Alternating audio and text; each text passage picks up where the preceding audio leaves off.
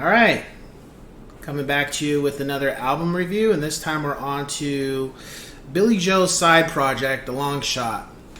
Love is for Losers.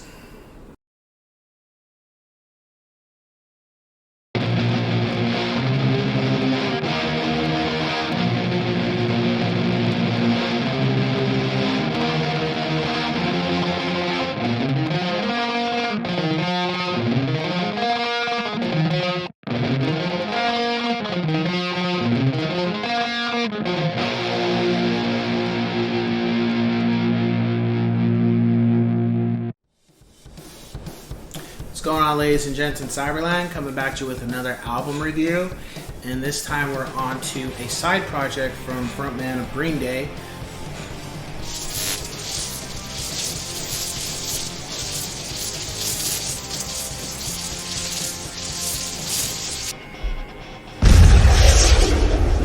Longshot's Love is for Losers. So, we're going to begin with this. So at some point before Father of All Motherfuckers came out, Billy Joe announced that he was just doing a side project, and he just said it was just going to be a collection of songs, nothing really big into it. It was just a bunch of songs. So some of us, I wouldn't say I was, however, we were like, well, that's great, but where's the Green Day album? When is that coming out? So a lot of us were like, is there a problem? Or is something going on? Or, you know, what's the deal? And then a track dropped, Love is for Losers, and I was just like, okay, it's cool. It wasn't anything where I was just like, I don't like it, or I question it. And the funny thing is, I think that was the only song I dropped at the time. I can't recall if there was anything else. Really, it was word of mouth. It was really the hardcore Green Day fans that really kind of knew about it, because I don't think anybody outside of that realm really paid attention to it, and I don't know if that was Billy's intention or whatever. So the album drops, and I was not able to get it. Meaning, I wanted to purchase a physical copy, and unfortunately, for whatever reason, there was no physical copy of the album. And then on top of that, it didn't seem like too many places were really talking about it or saying anything about it. It was like, oh, it's not Green Day, so we don't know. But I don't know. On a side note, I kind of feel like, unless you're like a main name now in the music industry, it's like nobody fucking knows when your album drops, or nobody knows anything about it. I think it's really sad, because if it had been a Green Day name, oh, everybody knows. But it's just like, and you could say, well, some people, you know, I don't know. It's not necessarily them. It's just, I just feel like, unless it's a major name, nobody, like, do you people not listen to anything unless you're told to, kind of thing? It's kind of like how Czarface was to me at times too, because I wouldn't know about an album dropping, and it was like I had to really look for it to find out about it. It's just like, what the hell? Anyway, so album drops, and I'm able to acquire it because I don't agree with the whole process of how I was trying to buy it. Eventually, I was able to get it, but it was just really an issue. Go through it, and I gotta say, the first song on it, I was just like, I didn't really, it just felt weird. Like, it didn't give me a punk vibe as opposed to Love is for Losers. It gave me a vibe of just like, this is gonna be like a just regular rock and roll type album, which is fine. I mean, the first track on it, I wasn't too impressed. I didn't really care for it. As a matter of fact, let me pull that up because it's been so long since, because I have my names of albums I really like, or songs, I mean. So let me pull this up because I can try to remember the exact name of the album. Not the album, the the song of the album. So. Okay, so the last time was just like, it wasn't terrible, but I honestly got a Beatles vibe from it. And that was okay. But I was just like, is this how the rest of the album's going to be? And then Taxi Driver came on, I was like, cool, okay, great, perfect. This is more fast-paced, more of what I like to hear. And then we got to Chasing a Ghost, and I was like, okay. And Body Bag was cool. And then Love Is for Losers picked up. But then when I got to Cult Hero, I was like, oh. Like, the first Love Is for Losers, let's just scratch that. Now I put that. But outside of Taxi Driver, I wasn't too impressed with the other tracks. I was just kind of like, they're cool, but it wasn't something I really enjoyed as much. And it wasn't until Cult Hero came on that I was just like, okay, now I'm really enjoying this album. And yeah, and then Kill Your Friends blew me away. That became, to me, that became the staple to where I really can get down with this album.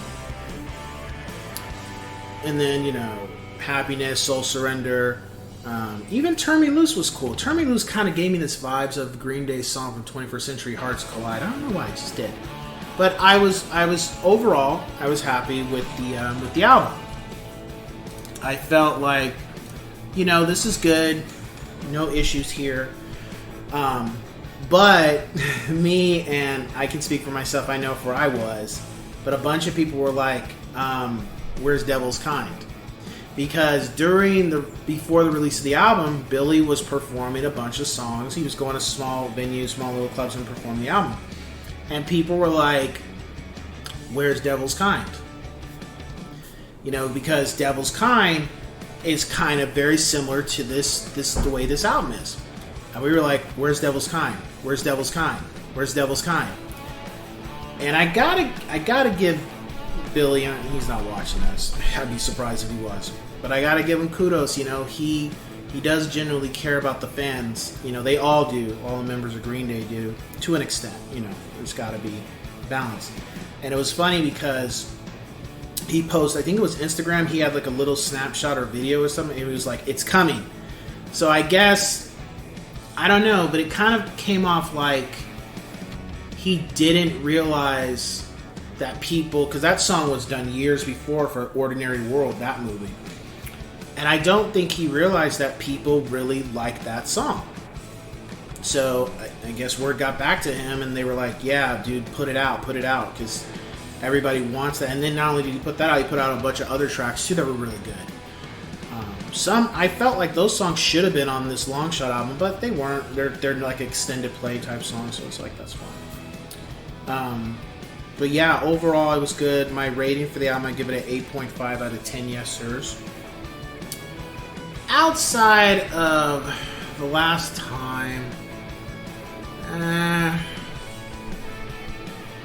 it's a Beatles song to me. It totally just had Beatles written over it, and that's cool. It's just I felt like that song being the opener to the album, I just didn't feel it worked. I felt that should have been like further down the track. I don't know. My top 5 songs are Kill Your Friends, Devil's Kind, Cult Hero, Love Is for Losers, and Taxi Driver. Now, this, just before I go, this literally came out, not the album, what I'm talking about. So, the 25th anniversary of Nimrod came out like a couple months ago. And I was just more interested in listening to the B-sides that didn't make the cut, the demos. And the funny thing is, there's a song called, I think it's called Black Mascara. And you listen to it and you're like, what the hell? And if you've listened to this song, Kill Your Friends, and if you listen to Green Day's Warning, you're going to know, whoa, are you serious? So apparently, the original song ended up becoming 2 songs. So it was originally Kill Your Friends and Church on Sunday. It was recorded during Nimrod, but it ended up never making the cut. So Billy, the band at one point took elements of that song and made Church on Sunday. and then the way the song goes, the way the song is sung, that ended up becoming Kill Your Friends. And it's just crazy because it's like, how many... Nimrod came out in 97. It's 2023, you know? It's just amazing. I don't know if artists realize it. I know they're going to protect over their work, but I don't think they realize sometimes that it can be hit or miss. But if it would just... I think artists should really... I think what they should do more often is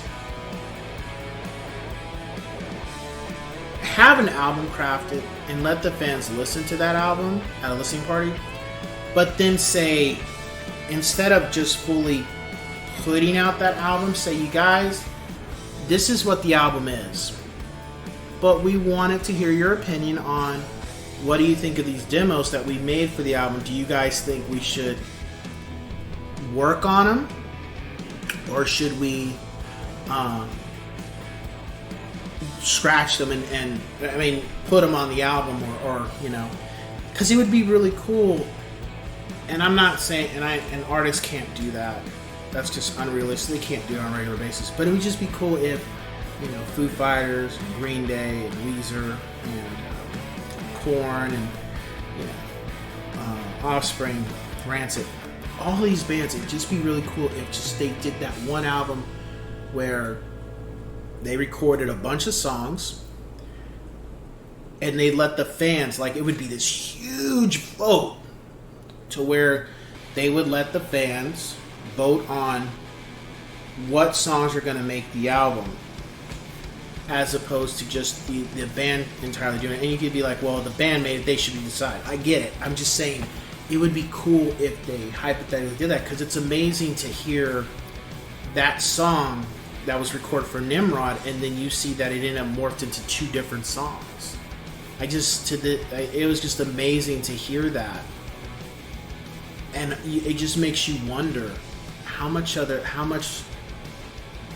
songs are done or somewhat recorded, but for whatever reason the artist doesn't feel like they're ready. But what if they release it to the fans and be like, what do you guys think? Do you think we should fix it? And wonder how much of that would the fans be like, yeah, put it out, master it, put it out, or how would be like, nah, you guys, you probably should go back and work on this one, change something around. It's just interesting. I don't know.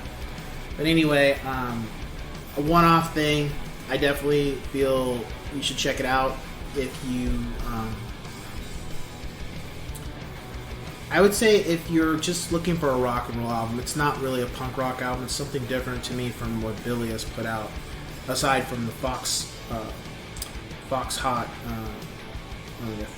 Hot Tubs. Yeah, Foxborough Hot Tubs. You know, something like that. So anyway, with that, let's cue the music.